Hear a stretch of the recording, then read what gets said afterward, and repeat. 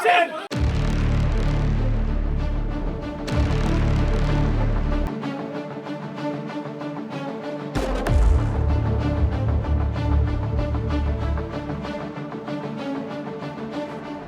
জঙ্গিযোগ সন্দেহে বর্ধমান থেকে হামিম মণ্ডলের গ্রেফতারির পর ফের স্বাধীনতা দিবসের প্রাক্কালে সন্দেহভাজন পাক নাগরিক গ্রেফতার। ধৃত রানা রৌফ ওরফে ওয়াহাব আলম। প্রাথমিকভাবে তদন্তকারীদের দাবি, ধৃতের সঙ্গে পাকিস্তানি গুপ্তচর সংস্থা আইএসআই এর যোগ রয়েছে। মঙ্গলবার উত্তর 24 পরগনার বনগাঁ সীমান্ত থেকে মাত্র 35 কিলোমিটার দূরে হাবড়ার চোংদা মোড় থেকে রানাকে গ্রেফতার করে বেঙ্গল এসটিএফ। তাকে জিজ্ঞাসাবাদের পর কলকাতার তপসিয়া এলাকা থেকে মোহাম্মদ এজাজ নামে আরও এক যুবককে গ্রেফতার করা হয়। প্রাথমিক তদন্তে জানা গেছে যে এজাজ রানার সহযোগী হিসেবে কাজ করত। প্রাথমিকভাবে ধারণা করা হচ্ছে এই দুজনের সঙ্গে পাকিস্তানের গোয়েন্দা সংস্থা আইএসআই এর যোগসূত্র রয়েছে। রানা ও মোহাম্মদ এজাজের 14 দিনের এসটিএফ হেফাজত। তদন্তকারীদের সূত্রে দাবি, 2012 সালের শেষ দিকে পাকিস্তান থেকে ভারতে আসে রানা। তারপর বেশ কিছুদিন বিহার, সেখান থেকে Patna, Howrah. Sleeper cell module তৈরির কাজ থেকে শুরু করে বিভিন্ন রেল স্টেশন সহ ইন্ডিয়ান আর্মি, নেভি, আর্মি ক্যাম্পে নজরদারির দায়িত্ব ছিল রানার ওপর। পাকিস্তানের ফয়জালাবাদের বাসিন্দা রানা রৌফ। ভুয়ো আধার কার্ড বানানোর অভিযোগ ধৃতের বিরুদ্ধে। হাওড়ায় পরিচয় হয় রানার সঙ্গে তপসিয়ার এজাজের। ক্রিপ্টোকারেন্সি মারফত চলত টাকা আদান প্রদান। যোগ ছিল জৈশ গ্যাংয়ের সঙ্গেও। পাক গুপ্তচর সংস্থার হ্যান্ডলার হিসেবে মূলত কাঠমান্ডু থেকেই কাজকর্ম চালাতেন রানা। সম্প্রতি কাঁকড়ভিটা সীমান্ত দিয়ে ভারতে ঢোকেন রানা। মূলত ভারতের সেনাবাহিনী এবং রেল পরিকাঠামোর ওপর নজর রেখে তথ্য সংগ্রহ করতেন রানা। সেই তথ্য পাকিস্তানে পাঠানো হতো। এর বাইরে রানা কোনো নাশকতামূলক কাজের ছক কষেছিলেন কিনা তা খতিয়ে দেখছে তদন্তকারী আধিকারিকরা। উল্লেখ্য, সম্প্রতি জৈশ-ই মোহাম্মদের সদস্য সন্দেহে হামিম মণ্ডলকে গ্রেফতার করেছিল এসটিএফ। হামিমের পাশাপাশি তাঁর বান্ধবী অর্পিতা সরকার এবং আদিত্য সিং ওরফে রাজ নামের এক যুবককেও গ্রেফতার করা হয়। অভিযোগ, আইএসআই এবং পাকিস্তানের কুখ্যাত গ্যাংস্টার শাহজাদ ভাট্টির গোষ্ঠীর সঙ্গে তাদের নিয়মিত যোগাযোগ ছিল। জঙ্গি নাশকতামূলক কাণ্ড ঘটানোর পরিকল্পনা ছিল পশ্চিমবঙ্গে। নিশানায় ছিলেন মুখ্যমন্ত্রী শুভেন্দু অধিকারী। পরে তদন্তে উঠে আসে যে অর্পিতাকে হানি ট্র্যাপ হিসেবে ব্যবহার করা হতো। একের পর এক ঘটনা প্রমাণ করছে, পশ্চিমবঙ্গ আজ আর শুধু রাজনৈতিক হানাহানি বা দুর্নীতির আখড়া নয়, বরং আন্তর্জাতিক জঙ্গি ও বিদেশি চরদের সবথেকে নিরাপদ আশ্রয়স্থলে পরিণত হয়েছে। এমনই বলছে ওয়াকিবহাল মহল। গত 1.5 দশকে এই রাজ্য সন্ত্রাসবাদীদের সেফ হেভেনে পরিণত হয়েছিল। মন্তব্য প্রাক্তন পুলিশ কর্তা অনিল জানার।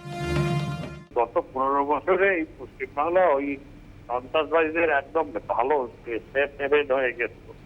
জামাতে মুজাহিদ, আল কায়দা, তারপরে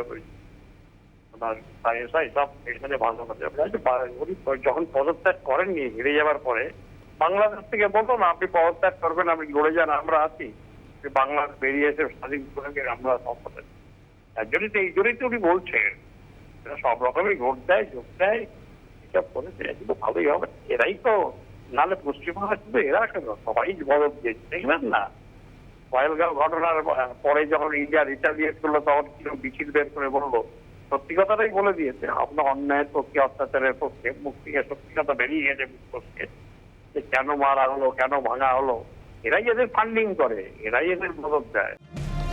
একই মত প্রকাশ করলেন কর্নেল দীপ্তাংশু চৌধুরী। বিগত তৃণমূল সরকারের সৌজন্যে সন্ত্রাসবাদীদের আঁতুড়ঘরে পরিণত হয়েছিল রাজ্য, কিন্তু পালাবদলের পর রাজ্যে আইনের শাসন প্রতিষ্ঠিত। সন্ত্রাসবাদী দমনে কড়া বিজেপি সরকার। ইতিমধ্যে 4 মের পর পশ্চিমবাংলায় যে ভাবে রাজনীতি চেঞ্জ হয়েছে, তাতে অনেকের এটা হয়তো বুকে ব্যথা হয়েছে। বিশেষ করে যেসব রাষ্ট্র যারা চাইছিল যে পশ্চিমবাংলাকে বেস করে সেফ হেভেন করে ভারতবর্ষের বিভিন্ন জায়গায় তারা তাদের কার্যকলাপ চালিয়ে যাচ্ছিল, সেটা ভঙ্গ হয়ে গেছে। এবং আমরা দেখতেই পাচ্ছি যে এসটিএফ এর একের পর এক যে ইনফরমেশন ইন্টেলিজেন্স এজেন্সি দিচ্ছে এবং তারা তৎপর হয়ে তাদের অ্যারেস্ট করছে। এইটা আমরা বিগত কয়েক বছর ধরে আমরা দেখিনি। এটা সেফ হেভেন হয়ে গেছিল পশ্চিমবাংলায়।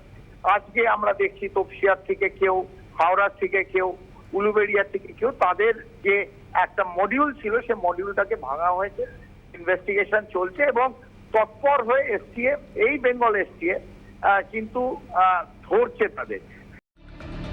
পাকিস্তানের ফয়জালাবাদ থেকে তপসিয়া। প্রশ্ন উঠছে, একজন পাকিস্তানি নাগরিক কিভাবে 2012 সাল থেকে বুক ফুলিয়ে এই রাজ্যে বসবাস করছে? কি করে জাল আধার কার্ড এবং ভোটার কার্ডও বানিয়ে ফেললো? আর তৎকালীন তৃণমূল সরকারের পুলিশ প্রশাসন, গোয়েন্দা বিভাগ ঘুমিয়েছিল? গত 1.5 দশকে রাজ্য পুলিশের লোকাল ইন্টেলিজেন্স কেন ব্যর্থ হলো? আসলে ভোট ব্যাংক বাঁচানোর অন্ধ তোষণ রাজনীতি এবং সীমান্ত এলাকায় প্রশাসনিক শিথিলতার চরম খেসারতি দিতে হচ্ছে গোটা দেশকে। যেখানে আজ আমজনতার নিরাপত্তা প্রশ্নের মুখে, সেখানে এই উদাসীনতা কি অপরাধের শামিল নয়? তোষণের রাজনীতি করে আসা পূর্বতন তৃণমূল সরকার এর দায় নেবে তো? প্রশ্ন তুলছে সংশ্লিষ্ট মহল। ঘটনার জাল কতদূর বিস্তৃত তা জানার চেষ্টায় তদন্তকারী আধিকারিকরা। গোটা ঘটনায় আন্তর্জাতিক সীমান্তের নিরাপত্তা এবং ভুয়ো ভারতীয় পরিচয়পত্র তৈরির চক্র নিয়েও উঠছে প্রশ্ন। ক্যামেরায় বিধান মাহাতো, প্রসন্ন নস্করের সঙ্গে মফিজুল ইসলাম, অভিরূপা সাহা, অপু শীলের রিপোর্ট, ক্যালকাটা নিউজ।